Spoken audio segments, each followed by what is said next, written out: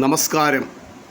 ഇന്ന് നിങ്ങളെ പരിചയപ്പെടുത്തുന്നത് ലോകത്തിലെ ഏറ്റവും വലിയ നദി ഏതാണ് എന്നുള്ളതാണ്. ലോകത്തിൽ വെച്ച് ഏറ്റവും വലിയ നദി നൈലാണെന്ന് ചിലയിടത്തും ആമസോൺ നദിയാണെന്ന് മറ്റു ചിലയിടത്തും കാണുന്നു. ഇതിൻ്റെ കാരണം എന്താണ്? നദിയുടെ വലിപ്പം എന്നാൽ എന്താണ് ഉദ്ദേശിക്കുന്നത് എന്നതനുസരിച്ചാണ് അതിൻ്റെ ഉത്തരം. ഏറ്റവും അവസാനത്തെ സർവേ അനുസരിച്ച് നൈൽ നദിയുടെ നീളം 6670 കിലോമീറ്ററാണ്. ആമസോൺ നദിയുടെ നീളം 6448 കിലോമീറ്ററുമാണ്. ചില രേഖകളിൽ ആമസോണിൻ്റെ നീളം 6750 കിലോമീറ്ററായി കാണാം. ആമസോൺ നദി സമുദ്രത്തോട് അടുക്കാറാകുമ്പോൾ അതിനൊരു കൈവഴിയുണ്ട്. ഇത് പാര എന്ന മറ്റൊരു നദിയിൽ എത്തിച്ചേരും.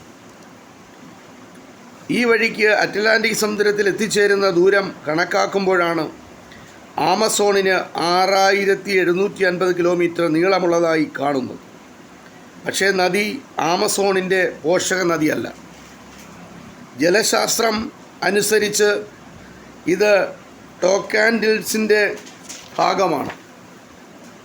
അതിനാൽ ആമസോൺ നദി അറ്റ്ലാന്റിക്കിൽ എത്തുന്നത് ദോ നോർത്ത് കനാലിലൂടെയാണ്. ആ വഴിക്കുള്ള നീളമാണ് അതിൻ്റെ ശരിയായ നീളമായി കണക്കാക്കേണ്ടത്. അത് 6448 കിലോമീറ്റർ നീളമാണ്. ആമസോണിൻ്റെ യഥാർത്ഥ നീളം ഇതാണ് എന്ന് ഈ കാരണത്താൽ നമുക്ക് മനസ്സിലാക്കാം. പക്ഷേ നീളം മാത്രം കണക്കിലെടുത്തുകൊണ്ട് ഏറ്റവും വലിയ നദി ഏതെന്ന് തീരുമാനിക്കുന്നത് ശാസ്ത്രീയമല്ല. നദി ഉൾക്കൊള്ളുന്ന ജലത്തിൻ്റെ അളവ്, നദീതടത്തിൻ്റെ വിസ്തീർണം, നദിയുടെ സഞ്ചാരയോഗ്യമായ ഭാഗത്തിൻ്റെ നീളം എന്നീ ഘടകങ്ങൾ കൂടി പരിഗണിച്ച് ആ മാനദണ്ഡമനുസരിച്ച് മാത്രമേ ഇത് ഒന്നാം സ്ഥാനത്തുള്ള നദി ഏതാണ് നമുക്ക് നിശ്ചയിക്കുവാൻ പറ്റൂ. ഈ മാനദണ്ഡം പരിഗണിക്കുമ്പോൾ ഒന്നാം സ്ഥാനം ആമസോൺ നദിക്ക് തന്നെയാണ്. ആമസോണിലൂടെ സാധാരണ സമയങ്ങളിൽ ഒരു സെക്കൻഡിൽ 42 ലക്ഷം ഘനമീറ്റർ വെള്ളമൊഴുകുന്നുണ്ട്. വെള്ളപ്പൊക്കമുണ്ടാകുന്ന സന്ദർഭങ്ങളിൽ ഇത് സെക്കൻഡിൽ 70 ലക്ഷം ഘനമീറ്ററായി വർദ്ധിക്കുകയും ചെയ്യും. നൈൽ ഉൾപ്പെടെ മറ്റൊരു നദിയിലെയും പ്രവാഹ നിരക്ക് ഇതിനടുത്തൊന്നും വരില്ല. നദീതട വിസ്തീർണത്തിൻ്റെ കാര്യത്തിലും ആമസോൺ തന്നെയാണ് മുന്നിൽ. ഉദ്ദേശം 27,20,000 ചതുരശ്ര മൈലാണ് ആമസോൺ നദീതടത്തിൻ്റെ വിസ്തീർണം.